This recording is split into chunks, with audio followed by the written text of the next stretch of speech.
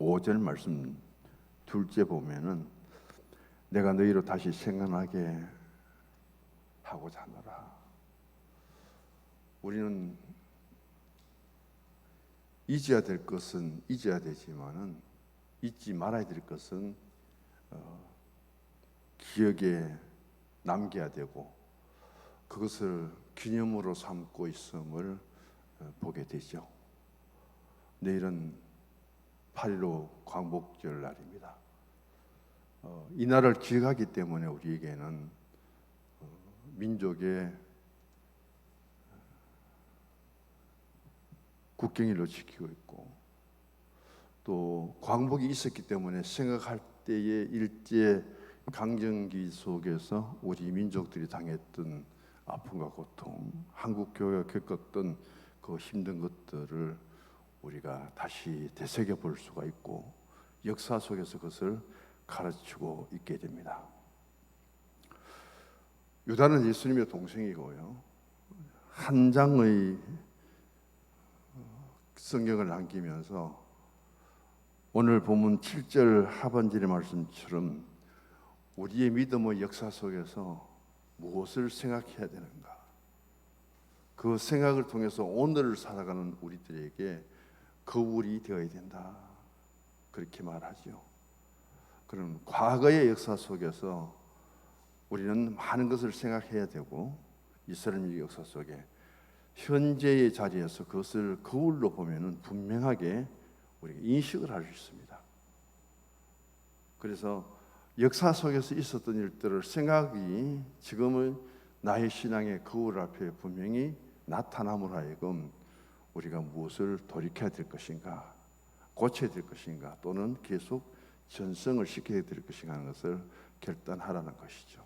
유다서는 세 가지 집단적이고 단체적인 사건에 대해서 기억할 것이 세 가지고요. 생각해야 될 것이 지난 수요일에 했듯이 11절의 말씀, 개인적으로 이들이 무엇을 하나님 앞에 역사 속에 남겼는가 그것을 생각하면서 오늘 우리도 똑같은 믿음의 길을 가는데 선택받은 사람들입니다. 가인이 어떤 사람이에요? 육신의 몸을 통해서 이 세상에 처음으로 태어난 사람입니다.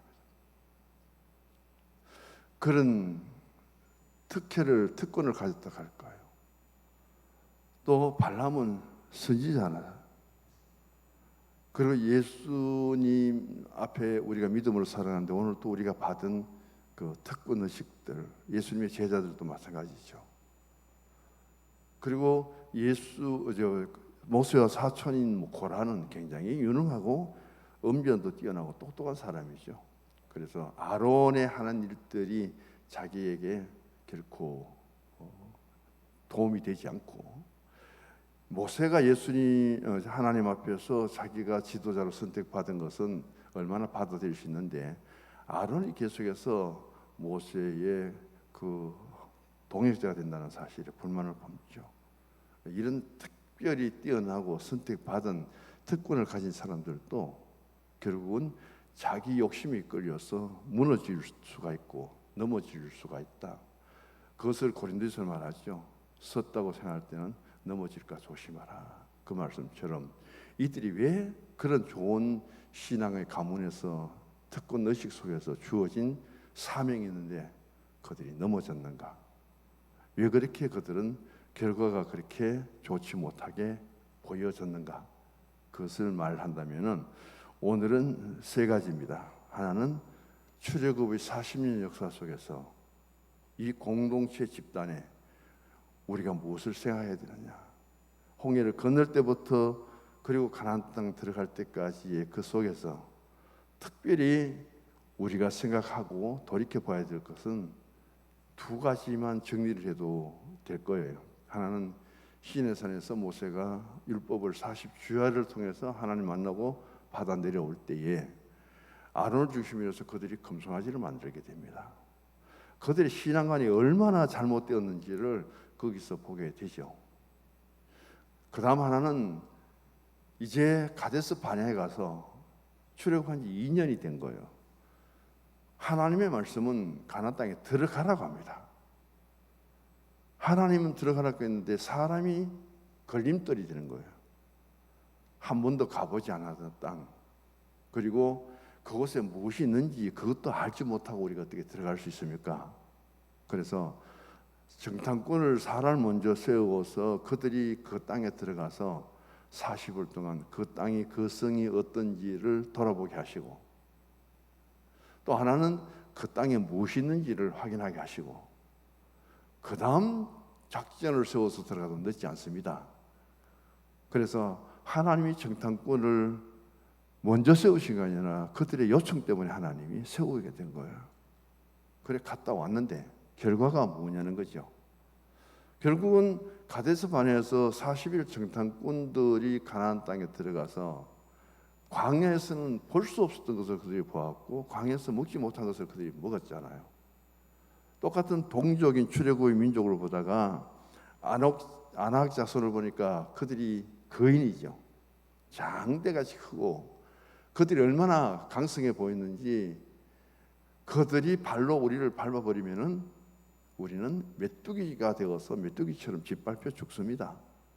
그런 남다른 민족들을 그들이 보았어요. 돌아올 때는 가나안 땅에서 포도 송이가 얼마나 컸으면 두 사람이 어깨 메고 돌아옵니까? 그런 신세계를 보고 와서 저들은 10명이 어떤 결과를 보고 있느냐 하는 문제죠. 그래서 이스라엘 출애굽 역사 40년 속에서 그들은 하나님께서 가장 싫어하시는 것이 우상 숭배인데, 그것도 전부 거짓말이잖아요. 백성들이 가져온 금을 불을 피워놓고 던져버리니까 금송아지가 튀어나왔다고 그렇게 말하는데, 거짓말뿐 아니라 우상 숭배를 하고 저들의 신앙과는 완전히 흐트러져 버리고 말이죠. 그걸 통해서 일어난 비극적인 결과가 있고요.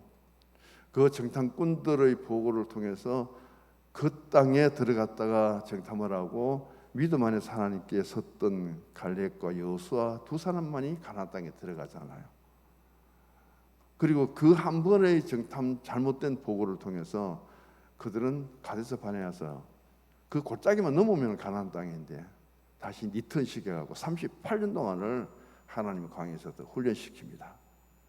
그 한 번의 순간, 그 기회를 넘었다면은 2년 만에 이스라엘 백성들은 가나안 땅에 들어갈 수 있었는 거죠. 그런데 38년 동안 다시금 그 고생을 하면서 거기에 참여해서 불평원망했던 그 나머지 사람들은 1세대 출애굽의 백성들이 다 죽습니다. 그것을 거울을 삼으라는 거죠. 오늘 두 번째 이야기는 천사에 대한 이야기입니다. 3대 천사장이라고 하면은 엘자리가 붙는 것은 천사 중에서도 그 엘은 가장 높고 권위가 있잖아요. 바로 천사장입니다. 그래서 가브리엘을 그러면은 가브리엘 그 메신저를 담당하는 천사들 중에서 최고 높은 것이 가브리엘 천사고요. 미카엘 그러면은 이 하나님의 대적들을 물리치는 군대 용어인데, 그런 어떤 하나님의 용사로서 하늘을 지배하고 하나님께 쓰임받는 그런 사람들 중에, 천사들 중에 가장 높은 천사장이 미카엘입니다. 하나님을 가장 곁에서 보호하고 그 다음 하나님께 가장 기쁨과 영광이 되는 것이 찬송이거든요. 찬송과 섬김의 최고의 천사는 루시퍼라는 그런 천사예요. 그런데 그 천사가 결국은 하나님만큼 곁에 모시고 하나님께 찬송하고, 그걸 루시퍼가 우리말로 번역하면 계명성의 아들이죠. 하나님만큼 높아지고 하나님과 되려가다가 하나님께 저주를 받아서 그게 사탄이 되고 말았다. 우리는 예수님의 그 명령을 따라 70일의 전도대가 고을 나가서 전도를 합니다. 처음 전도하던 저들이 돌아와서 굉장히 기쁨으로 보고를 해요. 우리가 예수 이름으로 나갔는데 귀신이 우리에게 막 항복하고 그렇게 벌벌 떨었습니다 하고 하니까, 그때 예수님이 그들에게 하신 말씀이, 너희들은 귀신 떠는 것만 봤느냐? 나는 하늘에서 사탄이 떨어지는 것을 보았다. 거기에 떨어지는 사탄이 뭐냐면 루시퍼거든. 떨어지는 것을 보았다. 그러면서 귀신이 너희에게 떨고 그 다음 악으로 변한 하나님께 도전하다가 징벌받은 루시퍼 천사보다도 가장 우리가 좋아해야 될 것은, 기뻐해야 될 것은 너희 이름이 하늘에 기록된 것으로 기뻐하라. 예수님 그렇게 말씀합니다. 그래서 우리가 권능을 받고 우리가 나아가서 복음 전할 때 귀신이 떠는 것도, 그리고 지위가 가장 높은 자리에서 하나님을 섬기고 찬송을 책임졌던 천사장이 그 자리를 이탈해서 계속 섬김의 자리에 있어야 되고 찬송을 드려야 되는 자리에 있어야 되는데 하나님처럼 높아지려고 하다가 저주를 받아 떨어지잖아요. 그런 우리가 이 땅에 살면서 우리 이름이 하나님의 나라에 생명책에 기록되어 있다면, 그것도 생명책이라면, 그 다음에 우리가 하나님 앞에, 주님 앞에 사명을 받아서 복음 전하는데 예수의 이름으로 권능으로 귀신들도 떠는 그런 현장에 우리가 나아가서 체험을 했다면, 그 이름이 하나님 나라에 기록되고 행한 것들이 기록되었다면 그것으로 하여금 가장 기뻐하라. 그 말씀이 주님의 주신 격려의 말씀이죠. 지금도 소돔과 고모라 성에 계속 발견되고 있습니다. 67년도에 에비우스 화산 폭발을 통해서 그렇게 노마 그 소돔과 고모라 성이 무너졌죠.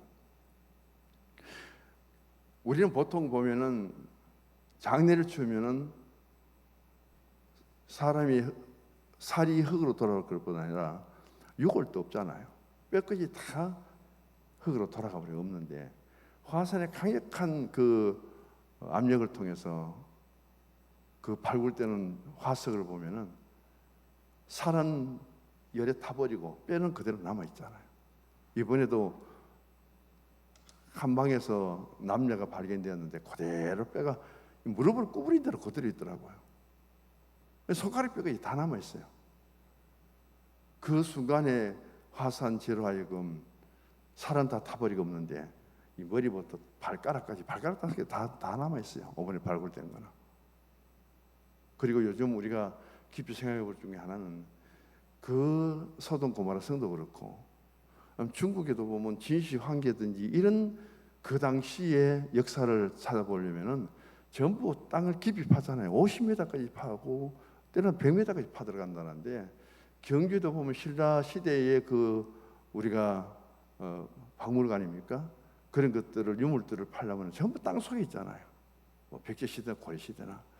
그 당시는 역사가 올라갈수록 이 땅이 더 돋았어요. 과거 도시가 다 지하로 가 있는데 지금은 어때요? 땅이 전부 물에 잠기는 시대가 와버립니다. 태평양 선거도 이제 얼마 못 가죠. 일본이 기급 재난 선포를 해가지고 일주일 동안을 지금 재난 선포를 하고 있잖아요. 일주일 지나면 이제 해제되는데, 자기들이 그렇게 긴장하고 있는 이 만약에 지진이 나서 10.3으로 그렇게 된다면은 아마 우리나라 마산, 부산 항까지도 물에 잠긴다고 이야기하죠. 일본의 남쪽은 거의 다 물속에 사라져 버린다. 지금 말하고 있는 것들의 그 일본의 섬이 있는데, 울릉도에 가보면 바로 그 섬이, 그 바다의 깊은 데서 어떻게 울릉도가 서 있느냐 그렇게 보듯이 그 지역에 해구가 3,000m나 가잖아요. 그게 푹 파진 그 깊은 바다에 일본의 섬이 지금 남쪽에 붙어 있거든요. 거기 지진 나버리면 그 땅이 어디에 되겠습니까?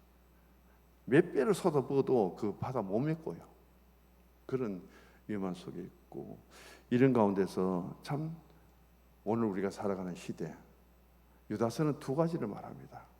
당신이 하나님의 형상으로 지음받고 특별히 선택된 백성이라도, 하나님의 사람이라도, 여기서 가인도 그렇고 발람도 그렇고 고라도 그렇고, 이런 개개인에게 우리는 어떤 일이 일어날지, 사명자의 길을 갈지라도 이 땅에서 일어나는 자연재해나 그 현상 앞에 우리들도 한순간에 무너지고 한순간에 우리에게도 재난을 당할 수 있다는 것을 오늘 이 사건을 통해서 보여주는 거죠. 그리고 오늘 우리가 하나님께 부름을 받고 믿음으로 살아가면서 할렐루야 하고 나가지만은 우리의 길이 늘 형통한 것만 아닙니다. 어떤 걸림돌을 통해서 우리가 넘어질 수밖에 없는지, 가인이 왜 아벨과 같이 형제끼리 예배드리고 제사드리고 제물 때문에 넘어지게 되었는지, 고라가 그렇게 출애굽의 여정 속에서 그의 이름이 드러나지 않고 이름 없이 삐 없이 그런 신앙만 가졌다면은 자기의 사촌인 아론과 모세를 얼마나 잘 도울 수 있을 텐데, 그다음 자기가 또 자기 이름을 내렸고 소유에 대한 욕심을 가지다 보니까 실패하고, 이걸 그걸로 삼으면서 오늘 내가 믿음으로 살고 내가 목사일지라도 나의 가는 길, 앞으로 남은 인생의 길이 어떤 일이 날지 모른다는 거죠. 그런 가운데서 우리가 어떤 내 삶의 마지막에 다가올 때 믿음의 흔적을 발자취를 아름답게 남기느냐, 그게 어떤 공동체 속에도 마찬가지고 개인적인 삶 속에도 마찬가지라는 것을 위해서 교훈해 주고 있습니다. 정신과 의사들이 참 많은데요, 그 정신과 의사가 발견한 중에 마지막 정신병원에서 퇴원할 때에 마지막 테스트가 뭐냐면은 조그만 방이 있습니다. 두세 평 되는 방에다 특별히 장치를 해놓고 거기에 수도가 있고 수도 물을 틀어갖고 물이 쫄쫄 흘러내리면서 물이 방바닥에 많이 흘러 났을 때에 퇴원해야 될 정신병자를 그 방에 넣습니다. 그럼 뭘 주냐면 수건을 주는 거예요. 이렇게 말합니다. 저 방에 지금 물이 많은데 물을 수건으로 갖고 닦아라. 걸레로 닦아라. 물을 다 닦으면은 이제 다 닦았다고 보고해라. 그렇게 그 정신병자가 이제 치료를 받고 퇴원할 마지막에 테스트를 그 방에 들어가서 닦는데, 거기에서 이제 퇴원을 하기 위해서는 반드시 어떻게 해야 됩니까? 열심히 닦는다는 거예요. 물을요. 물을 닦고 걸레를 짜고 또 닦고 그렇게 하는데, 아직 퇴원 못할 사람은 수도 꼭지를 잠가야 물이 안 나오잖아요. 안 닦아도 자꾸 내리는데 물이. 그래서 수도 꼭지에서 물이 나온다는 걸 모른다는 거예요. 열심히 닦는데 닦고 나면 또 물이 흘러내리고 그러잖아요. 그걸 아무도 가르쳐주지 않는다는 거죠. 그래야 정말 자기가 정신세계가 온전히 주어졌다면은 딱 들어가서 이래 훑어보고 먼저 물을 닦습니다. 아니면은 온전한 사람은 딱 들어가서 물이 어디서 새는 것부터 살피고 수도꼭지부터 잠근대요. 수도꼭지부터 잠그는 걸 다 감시를 하잖아요. TV를 보고. 그거부터 잠근 사람은 그 방에 물을 안 닦아도 된다는 거예요. 나오라 합니다. 그리고 아주 치료 잘 됐다고 퇴원시키는데 10명을 넣으면 7명은 뭐 하느냐 하면 물만 닦기 수도꼭지에 물 내리는 걸 잠그지를 못한대요. 그 사람 다시 수용돼 가지고 정신치료를 더 받도록 한다는 겁니다. 우리는 똑같은 삶 속에서, 환경 속에서 내가 무엇을 생각하느냐가 중요하죠. 그 생각에 따라서 그렇게 판단이 달라진다는 겁니다. 그래서 온전한 사람들은 원인을 찾는다는 거죠. 원인을 찾지 않고 결과를 통해서, 과정을 통해서 아무리 물을 닦아본들 돌았으면 흐르는 물은 또 방에 채워지게 되고, 중요한 것은 가장 먼저 수도꼭지를 잠글 때 더 이상 물은 흘러내리지 않잖아요. 그런 걸 통해서 우리가 어느 순간 정신세계도 그런데요, 우리 영적인 세계는 어떠냐는 거죠. 하나님 앞에 정말 영적인 관계를 통해서 그런 교통을 한다면은 우리가 신앙 속에서 하나님 뜻을 굉장히 빨리 통찰을 한다는 거죠. 분별을 한다는 거죠. 그런 것을 통해서 유다는 오늘 여기서 말합니다. 세 가지 공동체 생활 속에서 이들은 왜 40년의 역사 속에서 그렇게 살아갔던가? 출애굽의 역사 속에서. 그리고 천사장은 천사로 지원받은 것 중에서도 그들의 지위는 대단하잖아요. 영적인 존재지요. 죽음도 없죠. 시공간을 초월하죠. 가벨은 메신저로서 소식을 전하는 것이고, 미카엘은 사단을 이제 점령하고 하나님을 지키는 그런 자리에서, 미카엘은 하나님을 보호하고 루시퍼는 그 하나님께 찬송 올리는 그런 자리에 왜 이탈하느냐는 거죠. 원인은 뭐냐면 자기가 하나님만큼 높아지고 사죠. 자기 자리에서 하나님만큼 높아질 수가 없습니다. 그 자리를 떠나야 높아지죠. 그런 것 때문에 이 세 가지 공동체가 왜 심판의 대상이 되었는가? 그들의 자리를 왜 상실해 버렸는가? 그들은 그런 하나님의 도우시고 인도하심을 받으면서도 왜 감사 없고 기도가 없었는가? 그것에 대해서 공동체를 책망한다면은, 생각에 대해서 우리에게 묻는다면은 11절의 말씀은 개인적으로 그럼 어떤 길을 갔느냐는 거죠. 그래서 가인과 아벨, 아담과 하와, 그 부모가 어떤 부모입니까?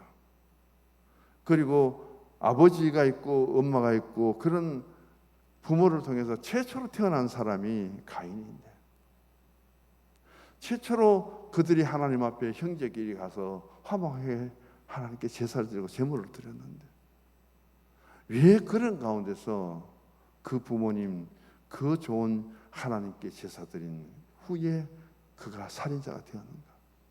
무엇이 그게 동기가 되었는가, 부여가 되었는가? 시기와 질투라는 것은 이렇게 무섭다는 거죠.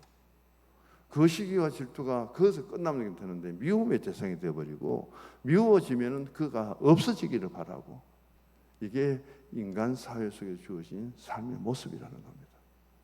그래서 오늘 유다는 이렇게 말합니다. 5절의 말씀, 너희가 본래 모든 사실을 알고 있으나, 왜? 자신들이 걸어왔던 길이고 자신들이 하나님 앞에 남겨놓은 신앙의 흔적이에요. 삶의 흔적이에요. 그런데 그것을 기억하고 생각을 해야 되는데 잊어버렸다는 겁니다. 그걸 잊어서는 안 되고 그것을 생각하고 기억을 해서 다시금 돌이켜야 되죠.